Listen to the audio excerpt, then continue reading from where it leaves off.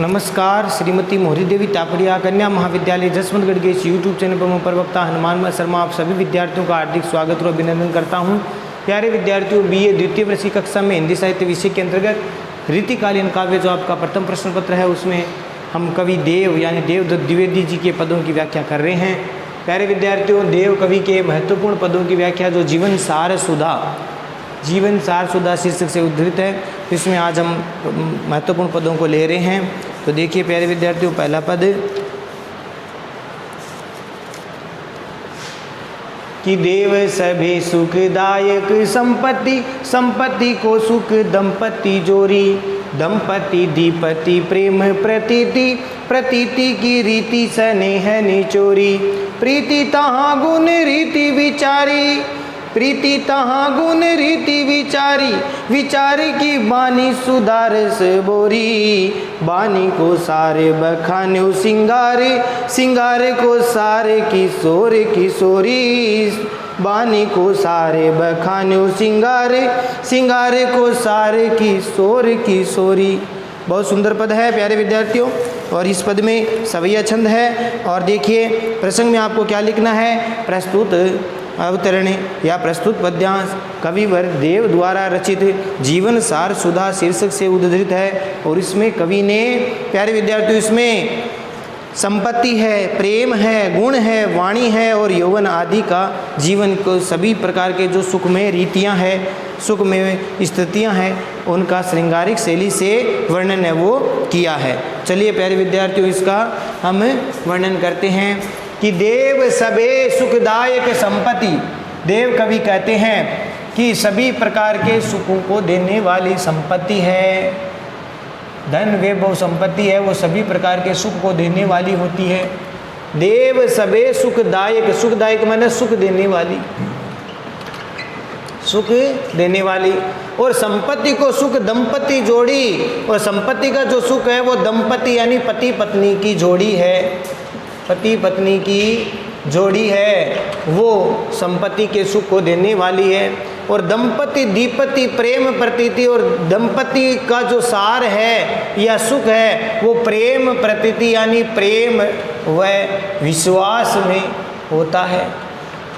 और प्रतीति, प्रतीति का अर्थ हो गया यहाँ पर विश्वास। और विश्वास की जो रीति है, परंपरा है, वो स्नेह है निचोरी। स्नेह माने प्रेम से निचोड़ी हुई, निचोड़ी का अर्थ होता है निचोड़ी या सार रूप में। और प्रीति तहाँ, और प्रेम वहाँ, तहाँ का अर्थ होता है वहाँ। गुण, गुण का अर्थ गुण।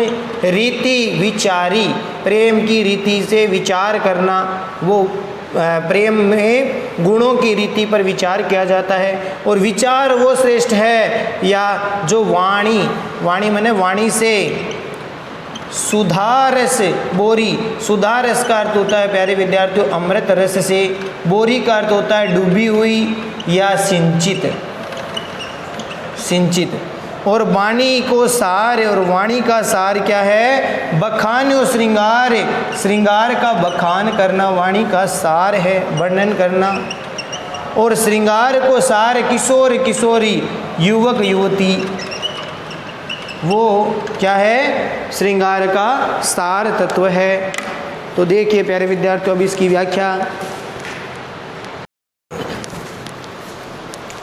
तो प्यारे विद्यार्थियों अब देखिए इसका अर्थ, तो प्रसंग में आप लिख ही देंगे।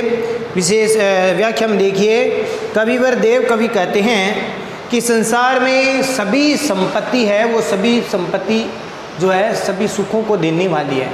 संसार में संपत्ति होती है, धन संपदा होती है, वो सभी प्रकार के सुख को देने वाली होती है।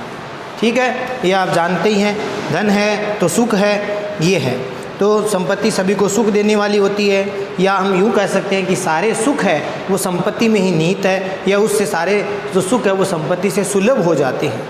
लेकिन संपत्ति का सुख तभी है जब दंपति जोड़ी, जब पति पत्नी की जोड़ी अच्छी हो, अच्छी तरीके से उस संपत्ति का उपयोग करना जाने, वो संपत्ति सुखकारी होती है। तो संपत्ति का सुख तभी है जब पति पत्नी की जोड़ी अच्छी है। अगर दोनों में माथापोड़ी हो तो वो संपत्ति कोई काम की नहीं है। तो इसीलिए दंपति की जोड़ी अच्छी होनी चाहिए तो संपत्ति काम की है। और पत्नी पति की जो जोड़ी है, दंपति दीपति प्रेम प्रतीति, और दंपति यानी पति पत्नी की जोड़ी तभी अच्छी होती है, तभी सुखकारी है जब उनमें परस्पर प्रेम भाव भरा हो, विश्वास भरा हो। यानी ये जो दंपति की जोड़ी है वो प्रेम और विश्वास के ऊपर है, वो जुड़ी हुई होती है। जब दोनों में प्रेम विश्वास हो तब वह जोड़ी जो है सुखकारी है। इसी प्रकार से आगे देव कवि कहते हैं कि प्रेम और विश्वास तभी सुखकारी है जब वह स्नेह के निचोड़ में डूबा हुआ हो। प्रतीति की रीति स्नेह निचोड़ी, यानी जो प्रेम और विश्वास है वो प्रेम के सार रूप में या उसके निचोड़ में डूबा हुआ हो, उसकी परंपरा को निभाता हुआ हो, तो इस प्रकार से वह विचार विश्वास सुखकारी है। तो स्नेह का सार रूप ग्रहण करने पर ही वह विश्वास सुखदायी होता है। और पति पत्नी का जो स्नेह है या परस्पर प्रीति है वहाँ सुखकारी होती है जहाँ पर क्या होता हो, प्रीति तहाँ, प्रीति का किसमें, पति पत्नी की जो प्रेम है वह वहाँ सुखकारी है जहाँ पर गुणों और एक दूसरे के गुणों पर विचार किया जाता है, तो एक दूसरे के गुणों को मानते हैं, वहाँ की वो पति पत्नी की जोड़ी अच्छी है। तो इस प्रकार से गुणों पर जहाँ विचार किया जाए उसमें परस्पर विचार विनिमय हो, ऐसी जोड़ी जो है सुखकारी होती है। और विचार की बानी सुधार सबोरी, और विचार वही श्रेष्ठ है या विचारों में मधुर अमृत रस से डूबी या मधुर वाणी का प्रयोग किया जाए। विचार भी ऐसे व्यक्त हो जिसमें मीठी वाणी का प्रयोग हो, अमृत रस के समान मधुर वचन वाली वाणी का प्रयोग हो। ऐसे नहीं कि कर्कश वाणी बोले दोनों, तो वहाँ पर वो जोड़ी टिक नहीं सकती। तो एक दूसरे के गुणों का बखान करे, परस्पर सम्मान दे और अमृत के समान मधुर और प्रिय वचन बोले, यही विचारों की श्रेष्ठता है, वाणी की श्रेष्ठता है। और उस अमृत रस से सिंचित वाणी, जो वाणी को सार बखान्यो श्रृंगार है, और उस अमृत से भरी हुई वाणी का सार क्या है, श्रृंगार विलास है। श्रृंगार विलास है उस वाणी का सार है। और श्रृंगार विलास का सार क्या है, श्रृंगार को सार किशोर किशोरी, और श्रृंगार विलास का सार किशोर किशोरी है, अर्थात युवक युवती है। कहने का तात्पर्य यह है कि जो नवीन यौवन से परिपूर्ण नायक नायिका का जो श्रृंगार विलास है वह अत्यधिक आकर्षक होता है, सुखकारी होता है। और इसी प्रकार से यहाँ पर नव यौवन ही श्रृंगार का सार तत्व होता है। विशेष वाले पॉइंट में प्यारे विद्यार्थियों आपको लिखना है, कवि ने यहाँ पर सुखदायी और आनंद के क्षणों की तत्वों की जो अनुभूति है उसका चित्रण किया है। नव यौवन से मंडित नायक नायिका के श्रृंगार विलास को ही सर्वश्रेष्ठ बताया है। अनुप्रास, यमक, यहाँ पर अलंकार देखिए प्यारे विद्यार्थियों, यमक, अनुप्रास, उपमा, पुनरुक्ति प्रकाश, तो इस प्रकार से यहाँ पर अलंकारों का प्रयोग किया गया। कारणमाला अलंकार है। छंद की बात करें तो यहाँ पर ये कारणमाला अलंकार है प्यारे विद्यार्थियों, एक के ऊपर एक आश्रित है। तो इसी प्रकार से छंद की बात करें तो सवैया छंद है, भाषा ब्रज भाषा है, ठीक है। तो ये हो गए विशेष वाली बातें। तो आशा करता हूँ ये पद समझ में आ गया होगा। अगला देखिए,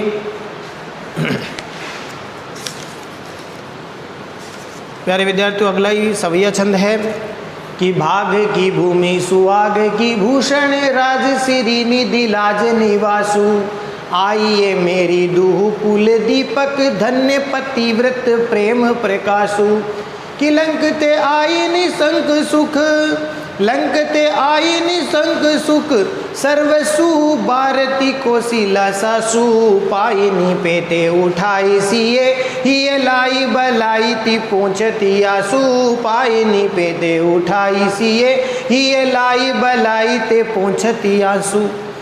ये सवैया छंद है प्यारे विद्यार्थियों। इस पद में तो प्रस्तुत अवतरण कवि देव द्वारा रचित जीवन सार सुधा शीर्षक से उद्धृत है। और इसमें ये उस समय का मार्मिक वर्णन किया गया है जब 14 वर्ष का वनवास भोग करके राम लक्ष्मण और सीता जो अयोध्या पुनः लौटते हैं। और उस समय माता कौशल्या है वो माता कौशल्या वो अपनी बहू सीता को हृदय से लगाकर उसकी भूरी भूरी प्रशंसा करती है। तो उसका चित्रण इसमें किया गया है। देखिए तो माता कौशल्या क्या कह रही है सीता को लक्ष्य करके कि भाग की भूमि, भाग मैंने अच्छे भाग्य, अच्छे भाग्य। सीता को यहाँ कौन किसको कह रहे हैं, कौशल्या सीता को लक्ष्य करके कह रहे हैं, सीता को लक्ष्य करके कहती है, क्या कहती है कि हे सीता, हे बहू, तुम अच्छे भाग्य की भूमि हो, सुहाग की भूषण, सुहाग माने सौभाग्य की, भूषण का मतलब आभूषण या फिर अलंकार भी होता है, ठीक है। और राज श्री निधि, राज्य की लक्ष्मी हो, राज्य लक्ष्मी का भंडार हो, निधि का अर्थ होता है भंडार। लाज निवासु, और लज्जा की निवास स्थान हो, अर्थात लज्जा शर्म रखने वाली हो, ठीक है। तो ये इसका अर्थ हो गया। तो अच्छे लज्जा, राज परिवार की जो लज्जा है उसकी तुम निवास स्थान हो। लाज निवासु यानी राज परिवार की लज्जा का निवास स्थान हो, ये इसका अर्थ हो गया। और आइए मेरी दू कुल, दू मैंने दोनों कुल, दोनों कुल कौन सी हो गई, एक तो पति कुल, एक पति कुल और एक हो गया पिता कुल। तो हे सीता, तुम पति और पिता दोनों ही कुलों को जो है दीपक की भांति है वो प्रज्वलित करने वाली हो, प्रकाशित करने वाली हो। धन्य मने धन्य हो। पतिव्रत प्रेम प्रकाशु, प्रेम का प्रकाश करने वाली, प्रेम का प्रकाश करने वाली। और लंकते मने लंकते का अर्थ होता है से, तो लंका से आई निशंक, निशंक मतलब निष्कलंक, लंका से तुम निष्कलंक आई हो। सुख सर्वसु मने सारे सुखों पर जो है, सारे सुखों को, सर्वस्व मने सारे, सारे सुखों को। भारती मने न्योछावर करना, कौन कर रही है, कौशल्या सासु मने कौशल्या सास, कौशल्या सास तुम्हारे ऊपर सारे सुखों को न्योछावर करती है। पायनी पेते यानी पायनी मने प्रणाम करना, प्रणाम करने के लिए पैरों में झुकी, पैरों में झुकी सीता को उठाई सिए, सिए मने सीता को, हिये लाए मने हृदय से लगा लिया, हृदय से लगा लिया। और बलाई ते, बलाई मने बलैया लेना, वारी वारी जाना। ते पूछती आंसू, ते मने वे, पूछती मने पहुँचती है, आंसू। अब देखिए इसका अर्थ प्यारे विद्यार्थियों, तो प्रस्तुत है पद्यांश, मैंने व्याख्या प्रसंग आपको बता ही दिया है। 14 वर्ष के बाद में जब राम सीता और लक्ष्मण अयोध्या लौटे हैं, उस समय माता कौशल्या है वो सीता को लक्ष्य करके ये वर्णन करती है, या कौशल्या सीता को हृदय से लगाकर उसकी बुरी बुरी प्रशंसा करती है। माता कौशल्या ने सीता को लक्ष्य करके कहा, हे सीता, तुम अच्छे भाग्य की भूमि हो और सुहाग की भूषण और सौभाग्य की आभूषण हो, तथा राजश्री निधि लाज निवासु, तुम अयोध्या राज्य की लक्ष्मी का, अयोध्या राज्य श्री का भंडार हो, अयोध्या राज्य की लक्ष्मी का भंडार हो। और लाज निवासु, और राज परिवार की लज्जा का निवास स्थान हो। आगे देखिए कौशल्या क्या कहती है, सीता को लक्ष्य करके कहती है, आइए मेरी दो कुल दीपक, हे दोनों कुलों को जो प्रकाशित करने वाली या दोनों कुलों को तारने वाली, उद्धार करने वाली प्यारे विद्यार्थियों, कि हे बहू, तू मेरी एक ऐसी बहू हो जो दोनों कुलों की क्या हो, दीपक हो, अर्थात पति कुल और पिता कुल, जनक का कुल और पति कुल, दोनों के ही कुल को प्रकाशित करने वाली दीपक हो। धन्य पतिव्रत प्रेम प्रकाशु, हे सीता, तुम अपने पति के प्रेम में या पतिव्रत धर्म के प्रेम को प्रकाशित करने वाली हो, इसीलिए सीता तुम धन्य हो। तुम्हारी बुरी जितनी प्रशंसा की जाए उतनी कम है, इसीलिए तुम धन्य हो। तुम प्रेम, पतिव्रत जो धर्म होता है उसके प्रेम का प्रकाशित करने वाली हो।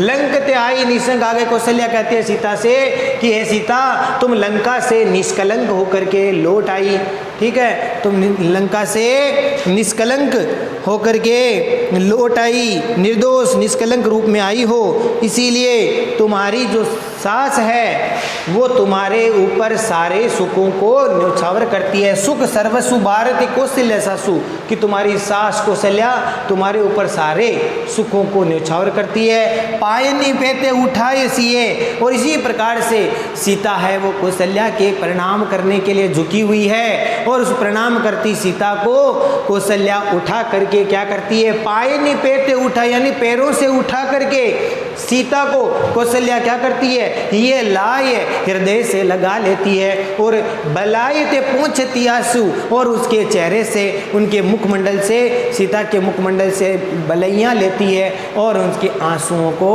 पोंछती है। तो इस प्रकार से बलैयाँ लेते हुए वह उसके आंसू को पोंछने लगी। अर्थात भाव ये है कि कौशल्या ने वनवास से लौटी सीता के आंसू पोंछे और उसकी बलैया ली और उसके प्रशंसा की। तो इस प्रकार से यहाँ पर कौशल्या माता का अपनी बहू के प्रति अपनत्व भाव व्यक्त हुआ है। विशेष वाले पॉइंट में प्यारे विद्यार्थियों आपको लिखना है, सीता के चारित्रिक गुणों का उल्लेख किया गया है और कौशल्या को बड़ी ममतामय सास के रूप में चित्रित किया गया है। वर्णावर्ती में देखिए यहाँ पर वर्ण की आवर्ती हुई है तो अनुप्रास अलंकार है, परिकर अलंकार है, काव्यलिंग अलंकार है। देखिए अनुप्रास तो है ही है और परिकर अलंकार है और काव्यलिंग अलंकार है। कारण सहित बात बताई है तो काव्यलिंग अलंकार है, भाषा ब्रज है और छंद की बात करें तो प्यारे विद्यार्थियों ये सवैया छंद है। तो प्यारे विद्यार्थियों आशा करता हूँ ये दोनों पद आपको ठीक प्रकार से समझ में आएंगे, परीक्षा की दृष्टि से बहुत ही महत्वपूर्ण है। तो आज के लिए बस इतना ही, अगले वीडियो में पुनः उपस्थित होंगे देव कवि के आगे के महत्वपूर्ण पदों की व्याख्या को लेकर के। तब तक के लिए इन दोनों पदों की व्याख्या को ठीक प्रकार से पढ़े और समझे और इसको याद करें, नोट्स बनाए। चैनल को लाइक शेयर और सब्सक्राइब करना ना भूलें। जय भारत, जय हिंदी। धन्यवाद विद्यार्थियों।